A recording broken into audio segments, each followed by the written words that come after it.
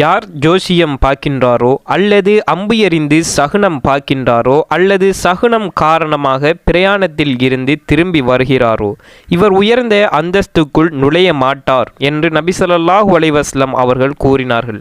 ஆதாரம் தபரானி என்று நபி ஸல்லல்லாஹு அலைஹி வஸல்லம் அவர்கள் கூறியிருக்க, தற்போது ஃபேஸ்புக் முகநூல்களில் பரவலாக காணப்படும் சாஃப்ட்வேர் முறையிலான ஜோதிடத்தை பற்றி நாம் என்ன சொல்லலாம்?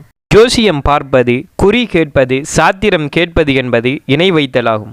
மறைவான விஷயங்களை அல்லாஹ்வை தவிர வேறு யாராலேயும் அறிந்திருக்க முடியாது. எமக்கு அடுத்த நிமிடம், அடுத்த நாள், அடுத்த வருடம் என்ன நடக்கும் என்பதை சாதாரண மனிதனால் எப்படி அறிந்து கொள்ள முடியும்? இதை பற்றி தான் அல் குர்ஆனில் அல்லாஹ் பின்வருமாறு கூறுகின்றான். தன்னுடைய தூதர்களை ஒன்று சேர்த்து, நீங்கள் எனது தூதை மக்களிடம் எடுத்துரைத்த சமயத்தில் அவர்கள் உங்களுக்கு என்ன பதில் கூறினார்கள் என்று கேட்பான். அதற்கு அவர்கள், நாங்கள் உயிருடன் இருந்த வரையில் அவர்களுடைய வெளிக்கோலத்தையே நாங்கள் அறிவோம்.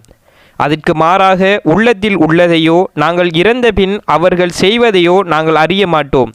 நிச்சயமாக நீதான் மறைவான யாவையும் நன்கறிந்தவன் என்று கூறுவார்கள். இப்படி நபிமார்களிடமே கேள்வி கேட்கப்படுமாக இருந்தால் மறைவான விடயங்களை நபிமார்களால் கூட அறிந்து கொள்ள முடியாது என்பதை நாம் புரிந்து கொள்ள வேண்டும். இந்த உலகத்தில் சிறந்தவர்களாக படைக்கப்பட்டவர்கள் நபிமார்கள். அவர்களின் வழிகாட்டலில் கீழ் வந்த எம்மால் எவ்வாறு மறைவான விடயங்களை அறிந்து கொள்ள முடியும்? மறைவான அனைத்து விடயங்களையும் இறைவன் மாத்திரமே அறிந்து கொள்ள முடியும். தெருவோரங்களில் பிச்சை எடுப்பவர்களுக்கு எப்படி மறைவான ஞானம் வரும் என்பதை சிந்தித்து பாருங்கள். இன்றைய காலத்தை பார்த்தால் இஸ்லாமிய பெயர்களை தாங்கிய சில சகோதரர்கள் ஆன்லைன் மூலமான சாத்திரங்களையும் ஜோதிடங்களையும் நம்பி அதனை மற்றவர்களும் பார்க்க வேண்டும் என்று பிறருக்கும் ஷேர் செய்து வருவதை இன்றைய காலத்தில் நாம் அனைவரும் கண்ணூடாகவே பார்த்து கொண்டிருக்கின்றோம்.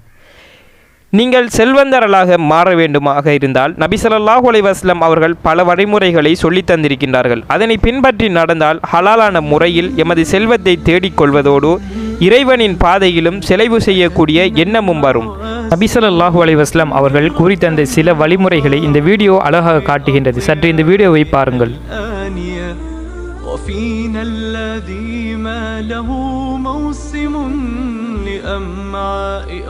أطفاله الخاوية تطيب القناعة في يده ولا تنحني نفسه السامية تطيب القناعة في يده ولا تنحني نفسه السامية أتتنا المواسم مثمرة وفاضت بأطيابها الآنية وفينا الذي ما له موسم لأمعاء أطفاله الخاوية تطيب القناعة في يده ولا تنحني نفسه السامية تطيب القناعة في يده ولا تنحني نفسه السامية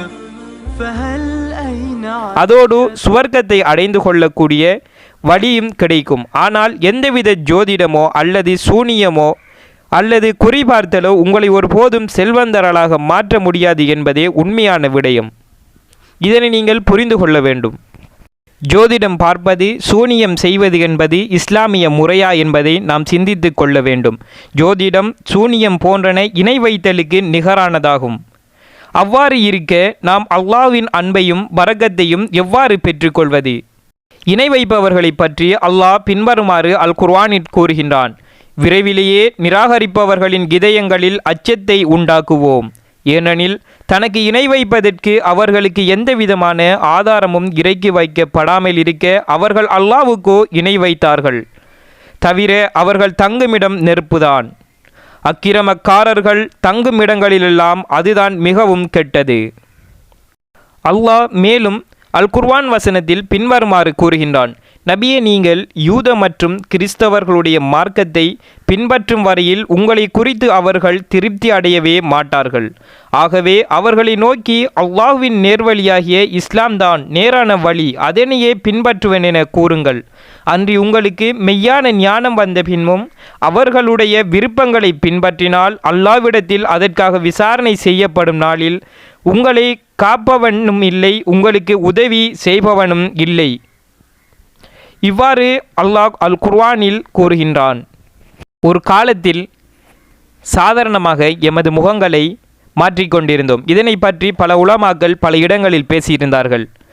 அதே போல தற்போது சாத்திரம் பார்த்து கொண்டிருக்கின்றோம். இது போன்ற இன்னும் பல விடயங்கள் வரத்தான் போகின்றது. இது சாதாரணமான ஒரு விடயமே என்று நீங்கள் எண்ணிக்கொண்டிருந்தால் உங்களது இதயத்தில் இன்னும் செய்தான் ஊசலாடி கொண்டிருக்கின்றான் என்பதை நீங்கள் உணர்ந்து கொள்ள வேண்டும்.